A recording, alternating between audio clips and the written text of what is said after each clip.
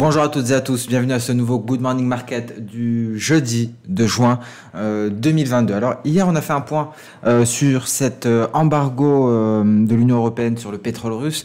On va faire une petite mise à jour concernant la situation du marché pétrolier parce qu'on a eu de la nouveauté hier, ce qui explique d'ailleurs les replis que l'on peut constater ici sur le pétrole WTI, mais également sur le Brent. On repasse à 113 $ le baril pour le WTI quand on était aux portes des 120 $. Alors, on commence par mettre en place le contexte général de marché. Donc, déjà la clôture d'hier avec des indices européens qui terminent la séance dans le rouge. Le DAX qui perd 0,33%, le CAC 40 0,77% et le FTSE 0,98%. À Wall Street, même topo, on réduit les hausses initiales et on reprend la baisse. Le Dow Jones qui a baissé de 0,54%, le S&P 500 et le Nasdaq ont reculé respectivement de 0,63% et 0,74%. Sur le front de la politique monétaire, la Banque du Canada a augmenté son taux directeur de 0,5% mercredi pour le porter à 1,5%. Tout en signalant que la Banque centrale augmentera encore les taux d'intérêt lors de la prochaine réunion. Alors la séance d'hier était également rythmée par certaines publications économiques, macroéconomiques. On a pris connaissance notamment de l'indice PMI manufacturier de l'ISM aux États-Unis qui a augmenté de manière inattendue à 56,1 en mai contre 55,4 en avril, ce qui dépasse les attentes du marché de 54,5. Et ça atténue également les craintes d'une récession imminente, mais cela pourrait encourager la Fed à ralentir son resserrement monétaire. C'est quelque chose que l'on suit de très près, donc les données économiques. Mais d'un autre côté, on a pris connaissance des chiffres sur l'emploi aux États-Unis. Donc 11,400 millions en avril, en baisse par rapport au record révisé de 11,855 millions en mars. C'est quand même un niveau très élevé et ça, d'un autre côté, ça suggère que la hausse des salaires va continuer à contribuer à la flambée de l'inflation. Et donc, de ce point de vue-là, ça ne permettra pas à la Fed de dévier de sa trajectoire. Donc, on a d'un côté des données PMI qui pourraient encourager la Fed à ralentir son resserrement monétaire, mais de l'autre côté, un marché de l'emploi qui se porte très bien et donc des salaires qui vont continuer à ajouter de l'huile sur le feu concernant l'inflation. En Allemagne, à présent, on a pris connaissance des ventes au détail en baisse de 5,4% en avril. Et là, c'est la hausse des prix des denrées alimentaires qui a pesé donc sur les dépenses de consommation. Alors, un point sur le pétrole. Étant donné qu'hier, on avait détaillé donc, cet embargo de l'Union européenne sur le pétrole russe, on a pris connaissance de nouvelles d'avancées hier. Le pétrole s'est replié d'ailleurs suite à un premier rapport du Financial Times qui rapporte que l'Arabie Saoudite est prête à augmenter sa production si la production russe venait à diminuer en raison des sanctions. Donc déjà, c'est une grosse nouvelle. Hausse de la production, hausse de l'offre. Donc on est en train d'éliminer ce probable déficit dû à l'embargo, un embargo partiel comme on l'a vu hier. Et en plus de cela, Reuters a indiqué dans la foulée que les Émirats arabes unis pourraient également participer à l'augmentation de la production de pétrole pour compenser la baisse de production russe. Alors pas de nuage à l'horizon pour le coup sur le marché pétrolier, cela entraîne un repli considérable, mais les sources de Reuters affirment également que l'OPEP+ devrait laisser donc sa politique de production inchangée lors de la réunion d'aujourd'hui. Les membres de l'OPEP+ se réunissent. Donc d'un côté, on apprend qu'effectivement l'Arabie Saoudite et les Émirats arabes unis vont augmenter leur production pour pallier au manque de pétrole russe. On l'avait dit, l'Arabie Saoudite a encore de la capacité de production. C'est Saudi Aramco qui l'avait clairement indiqué. Pour les Émirats arabes unis, on n'avait pas d'indication sur le sujet. On avait des indications concernant le gaz naturel. Les Émirats arabes unis sont en pleine production. Ils utilisent toute leur capacité de production de gaz naturel, donc ils ne peuvent pas augmenter leur production. Mais là, ils viennent de confirmer qu'ils pourraient augmenter la production de pétrole, par contre. Et donc, repli des cours du pétrole. Vous voyez, en données H4, on allait chercher le nuage, mais on va s'intéresser au côté technique des indices, d'abord, comme d'habitude, avant de passer aux matières premières. Alors, le DAX, tout d'abord, on l'a dit, donc deuxième séance consécutive de baisse. Cette fois-ci, on cherche ce support, on cherche encore une fois ce support du retracement à 50%, comme la veille, vous voyez. On essaie de rebondir dessus à l'heure actuelle. Que nous disent les données H4 Vous voyez ici, c'est un autre retracement de Fibonacci, le 61,8% qu'on est allé chercher. Celui qu'il faut casser, c'est celui-ci, les 14 500 points, 590, pardon. Ce qui est rassurant, c'est qu'on a un prochain support qui arrive, un nuage dans le futur, peut-être un support ou une résistance. Ça, c'est très important de le savoir parce que c'est une autre lecture d'Ichimoku. Ichimoku nous donne beaucoup d'indications. Et ici, ce qu'on peut estimer, c'est qu'on est en données H4, je le précise. C'est que demain, à partir de midi, on aura un support à ce niveau-là. Donc, même si on venait à se stabiliser, on peut imaginer une prochaine impulsion haussière. On va se pencher un peu sur cette manière de lire Ichimoku. Sur les crypto-monnaies, on a l'inverse.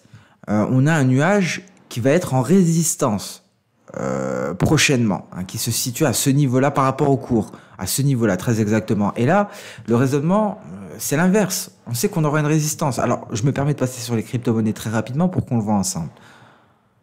Vous voyez, c'est vraiment la situation inverse pour le Bitcoin. Ici, en données journalières, le DAX est en données H4. Donc ici, et c'est ce qu'on disait hier, il aurait fallu une réelle impulsion assez rapide pour pouvoir progresser et s'installer à ce niveau-là, au niveau de la moyenne mobile 50 et espérer attaquer le nuage. On ne l'a pas fait, effectivement, on s'en doutait, on s'est replié à l'inverse, et là, on se positionne dans un passage futur. Parce que prochainement, le nuage sera une résistance. Sur le DAX, c'est l'inverse. Prochainement, le nuage sera un support. On l'a vu demain à partir de midi.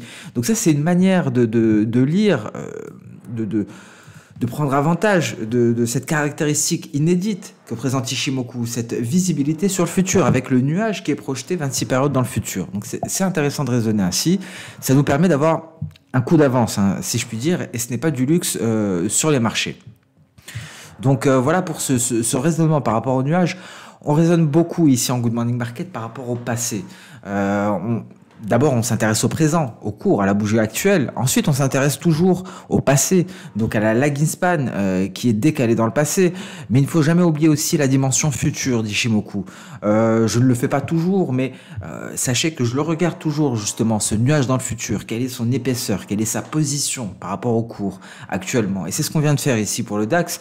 Dans tous les cas, demain midi, peut-être qu'on sera beaucoup plus loin. En haut, peut-être qu'on sera ici, car je vois que l'on démarre à l'ouverture de la session européenne. Donc ceci étant dit, petite parenthèse théorique, on passe sur le Nasdaq sans plus tarder. Nasdaq est allé chercher sa Kijun journalière, en données H4, même topo.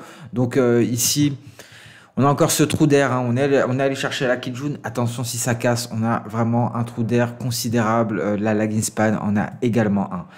Vous voyez, de la même manière ici, si on parvient à tenir environ jusqu'à demain environ, il me semble. Demain, en milieu d'après-midi, on aura ce nuage ici en renfort. S&P 500 qui n'est pas allé jusqu'à sa Kijun en données journalières, qui l'a cassé en données H4 et pareil, on aura un nuage en support.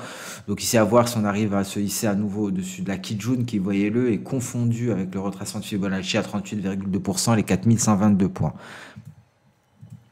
Dow Jones en données H4, pareil, il faut se hisser au-dessus des seuil psychologique des 33 000 points, très exactement, pour espérer une reprise haussière. Donc on a marqué une pause sur les indices boursiers, on a toujours des trous d'air, on a une marge de manœuvre à la baisse, donc prudence, mieux vaut.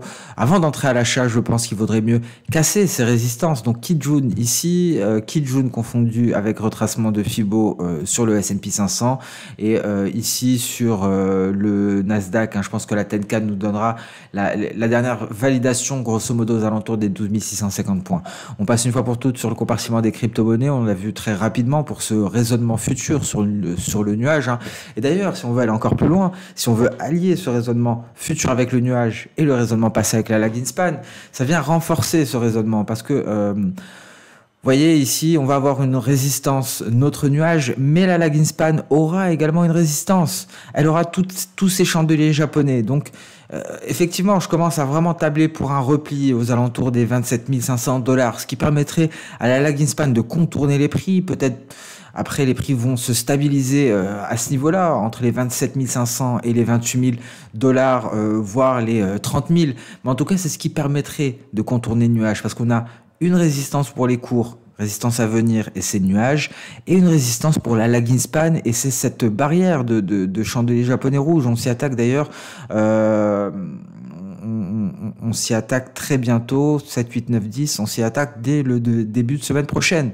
À partir de dimanche, lundi, la lagging span s'attaque à ces niveaux-là. Donc, j'ai fait ce petit point parce que très souvent, j'applique ces raisonnements sans les expliquer. Donc, ça vous permet de voir un petit peu comment raisonner ici dans le présent avec les cours actuels, dans le futur avec le nuage, dans le passé avec la lagging span. Et on peut allier futur et passé en essayant de projeter lorsque les prix seront sous le nuage, où sera ma lagging span? Est-ce qu'elle aura elle aussi des obstacles? Donc voilà pour cette petite parenthèse théorique. Donc ici, graphique en 1 heure, avec des chandeliers japonais en 1 heure, avec un nuage en 1 heure, mais on y ajoute également notre nuage en H4. Et là, ça prend tout son sens, parce que ça nous permet de comprendre ce qui a stoppé le repli.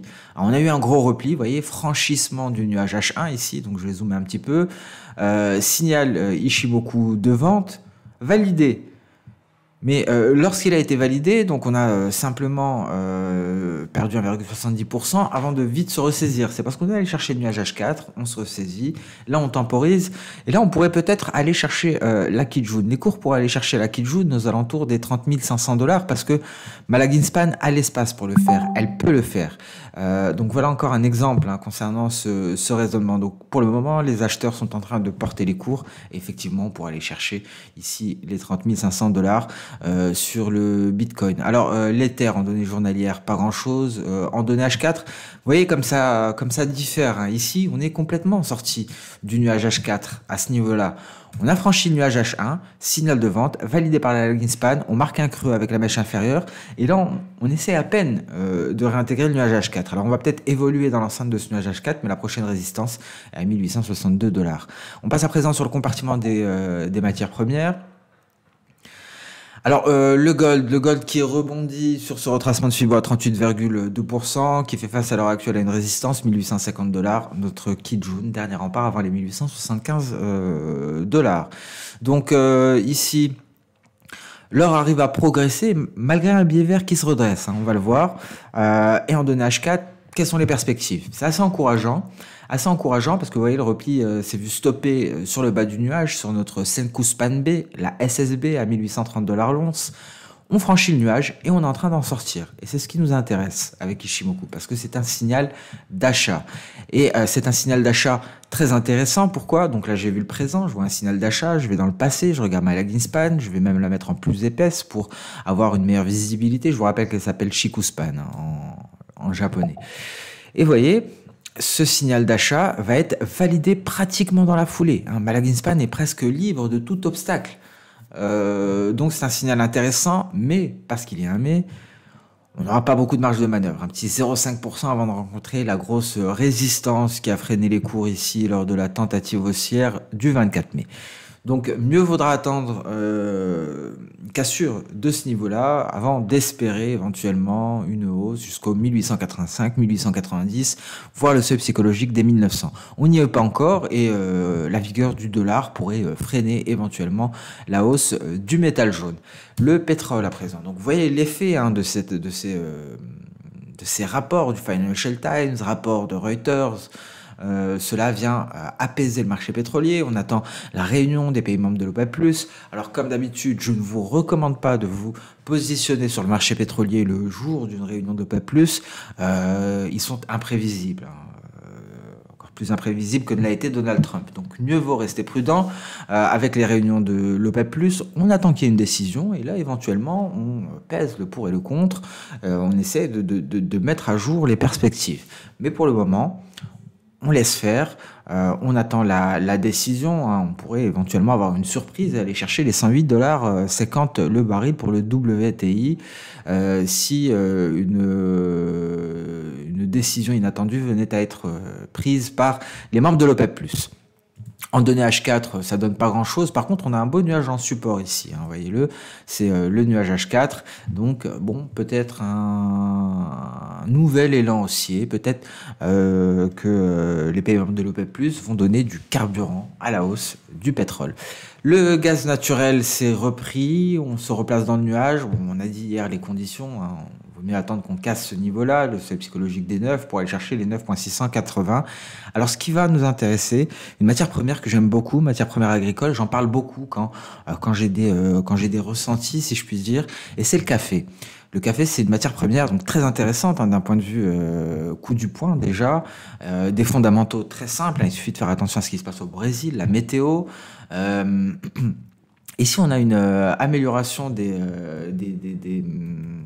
conditions météorologiques au Brésil. Bon, d'abord d'un point de vue technique. Que se passe-t-il ici d'un point de vue technique sur le café? On a un signal Ishimoku d'achat qui a été validé dans la foulée, en données journalières.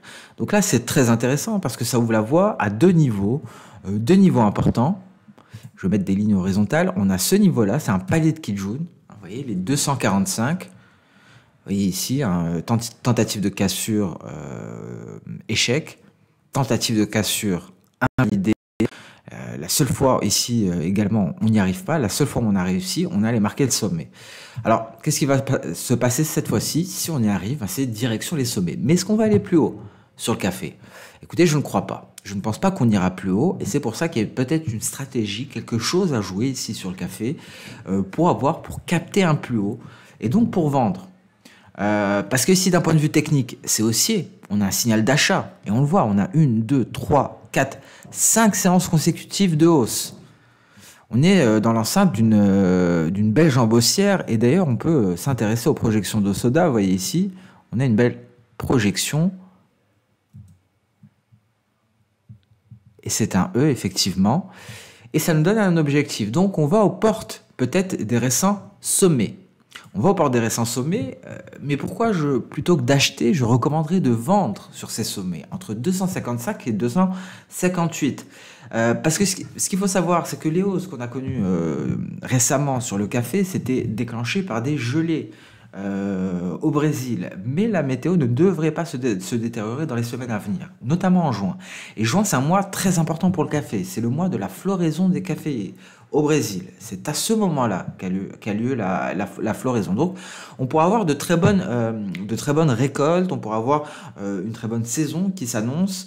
Et donc, on aura une amélioration fondamentale prochaine. Donc, peut-être que c'est l'impulsion ultime pour marquer un sommet, aller chercher le précédent sommet avant de se replier. Et voyez le nuage. Par la suite, on a un nuage relativement, un nuage ici très faible. Vous pouvez le constater. Et donc, on imagine que la cassure de ce nuage sera assez aisée. Donc, on va surveiller ce scénario parce que là, j'utilise des fondamentaux à venir. Je parle du mois de juin. Si ça se confirme d'un point de vue météo, ce qui devrait être le cas, la floraison devrait bien se dérouler et ça va apaiser les prix du café. Étant donné qu'on a un signal technique, on peut s'attendre à aller chercher un nouveau sommet de court terme, le précédent sommet éventuellement, avant de se replier. Donc cette zone-là, pour moi, sera un très bon point de vente sur le café et dans les semaines à venir, on va s'en occuper. Donc voilà pour les matières premières, en passant plus tard sur le marché des changes, le billet vert. La reprise a bien eu lieu. Et voyez pourquoi on regarde le passé, pourquoi on regarde la Greenspan. Ici, la baisse de l'euro-dollar s'est arrêtée tout simplement au moment où la Greenspan rencontre un obstacle, où elle rencontre la petite mèche supérieure de cette bougie verte. Et vous voyez, on essaie de contourner, là on rattaque cette bougie verte et donc on pourra avoir la formation d'une mèche inférieure ici. Et cette bougie rouge pourrait devenir verte, et ça correspondrait à une poursuite de la hausse de la Greenspan. Et si on arrive à aller au-dessus des 103, 930, là, on a vraiment plus de possibilités. Effectivement, on aura un très gros support à ce niveau-là, parce que la Greenspan aura un support, donc les cours aussi. Donc voilà pour encore cette parenthèse théorique. Ici, on va en donner H4, petit repli de début de séance européenne. Et ça permet à l'euro-dollar de passer sous les 1,07. On a 1,0675 à l'heure actuelle. On tente de se reprendre. On attend peut-être la cassure des 1,05 730 ici pour envisager d'aller revisiter des précédents creux. Et sur ce Good Morning Market touche à sa fin. Un Good Morning Market un peu plus théorique que d'habitude. Ça fait du bien de faire des petits rappels de la lecture de comment décrypter Ishimoku. J'espère que ça a servi à certains d'entre vous. Sur ce, je vous souhaite une excellente journée, une très bonne séance de trading. On se donne rendez-vous dès demain pour terminer la semaine ensemble. Très bonne journée et à demain. Au revoir.